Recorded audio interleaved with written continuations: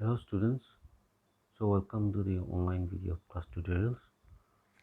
So this is the third video of database concept chapter. So in today's database concept, we'll learn the topic relational database, that is RDBMS, and the types of relational database management system.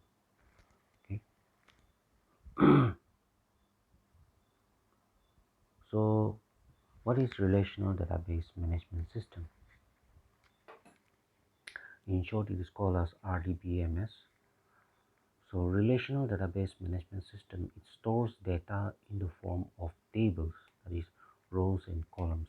So if you see the table below, it is in the format of rows and columns. The data are stored in rows, and each column has its column name.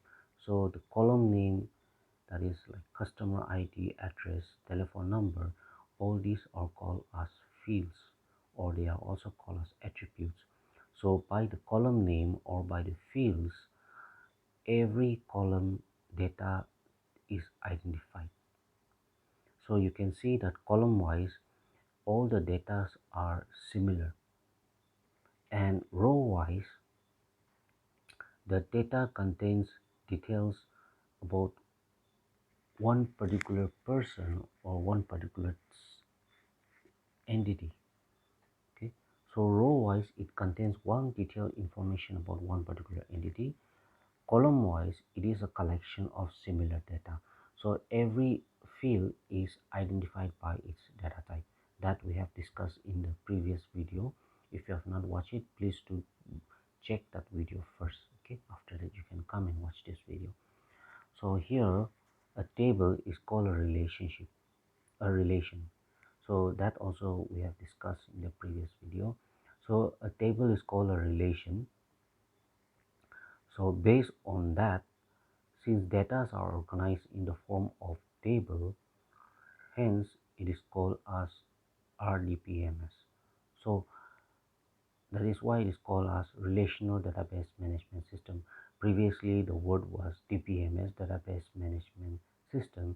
So now the word R, that is relation or relational, okay, which is based on table. So the database that is stored in table format is called as RDBMS. Okay? So relational means relationship between two or more tables. So now in this tabular format we can establish relationship between two or more tables. Minimum we need two tables. So a database is a collection of related tables of information, right? So now using this table we can have a complete database which has related uh, informations. So every table has related informations about one particular entity. So relational means relationship between two or more tables which is related by some common fields, which is column. So if you see in this two tables, okay, now this is just for a pictorial diagram to make you understand. Okay, so this is here you can see that in these two tables, in the first table there is customer ID, and in the second table also there is customer ID, right? So using this customer ID and in one column and the customer ID in another column, it is able to establish a relationship between the two tables. uh, so here the customer ID in the first table is called as a primary key, and the customer ID in the second table is called as foreign key, which I'll discuss in the coming upcoming videos. Okay, so it is called as primary key and it is called as foreign key. Okay, for the time being you can just stick onto that name. Okay, so here relationship between the tables can fall into different categories. So in the first one we have one-to-one relationship. So in a one-to-one relationship, one record, that is one record, it means one row of data. it is also called as a tuple. So one row of data is equal to one record. So one record in table is associated with one record in another table. So here you have two tables. The first one is the customer table. So the customer table contains the attributes of the customer, that is the customer ID, the address, and the telephone number. So here you can see that you have two customers. You have one customer ID 101, customer ID 102. So which means that these two customers are different. Their address is different, their telephone number is different. Similarly, in the next table, that is the product table, this product table has the items cake, cake, and the product also has ID to differentiate which cake. Similarly, it has the supplier name also. One is popular and the other one is packet. Okay, so you can see that the product ID is also different. So here you can see that if you follow the arrow, okay, so you can see that uh, the customer 101 is associated with one row in the table product. Similarly, the customer 102 is associated with one row in the product table. So one record from the customer table, that is 101 data, is associated with one record in the product table. So customer number 101 orders the cake from the popular and the product ID is C11. Okay, so it will be delivered to the address 12 Dunn Road, like that. Similarly, 102 orders cake but from a different supplier, that is Beckett. The product ID is C12 and it will be delivered to the address 11 T Road. Okay, so here you have a one-to-one relationship. Next, we have one-to-many relationship. So in a one-to-many relationship, one record in a table can be associated with more than one record in another table. So here again we have the same table. So here also the customer table is same. In the product table, I have made some changes. You can see that uh, the product has cake, pizza, and cake. I have changed the product ID. As you can see, in the first case, the supplier name popular is repeated twice. So this supplier supplies cake and pizza. So the product ID is C11 and C12. Packet I have changed to P11 and the product is cake.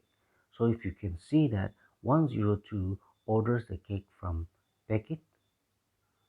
Okay, so it has one record in the customer table and one record in the product.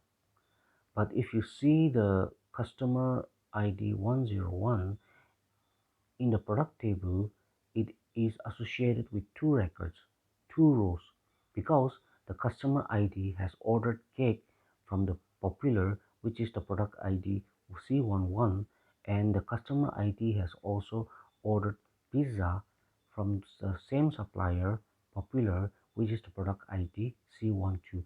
So this is an example of one-to-many, where one row or one record in the customer table is associated with two records in the product table. Okay, so this is one to many relationship. Okay, so one relationship is actually quite uncommon. Okay, so one to many is more practical in real life situation. Next we have is many to many. Now this many to many is actually applied in real life, but this is the most complex of all. So here you can see that in many-to-many relationship, many records in a table are associated with many records in another table. So for that, two tables are not sufficient. Okay, so for that I've created another table called as order. So if you see the customer table is still same, but if you see the product table, the three columns are same. but I have removed one column because that column is uh, the the customer ID. If you see the previous one, see I have removed the customer ID 101 101 102. Okay, and then I have removed that from the product table, and then I have created another table called as order. So this order table will establish the relationship between the two tables, that is customer table and the product table. Okay, so these three tables shares the relationship. So there is a many to many relationship. So if you see the table order, it has the order number, like, so no two order numbers are same. So even if it is from the same customer, so order number 11, 12, 13, 14, like that, right? So here you can see that the customer ID 101 is ordering product ID C11. So when so if you see that C11, then it will refer to that table product.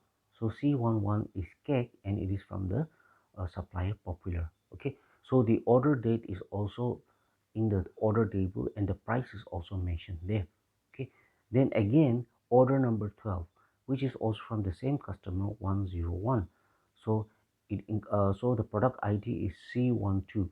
So when the compiler encounters the product ID C12, it will refer to the table product, and then it will check, and then it will see that product is pizza, and then it's from the supplier popular. So you can see that customer number 101 is ordering two different items from the product table. Again, customer number 102 is ordering the same product, that is cake, that is C11, the product ID, from popular, and customer number 102 is ordering cake from another supplier, that is packet, which is P11. So by the product ID, okay, using the product ID, the different customers are able to order the same product again and again. Okay, so that means many customers can order the same product using the product ID. Okay, so this is an example of many to many. Okay, so for that we need a third table. So based on the third table, you can see that it has the order number, customer ID, product ID, order date, and price list is also there, and when it is ordered.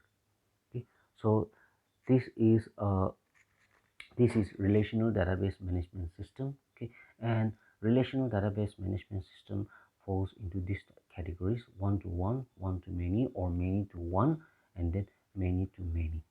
Okay, so hope that you have understood from this video tutorials. Okay, so that will be all for today. In the next class we'll discuss about the views of data.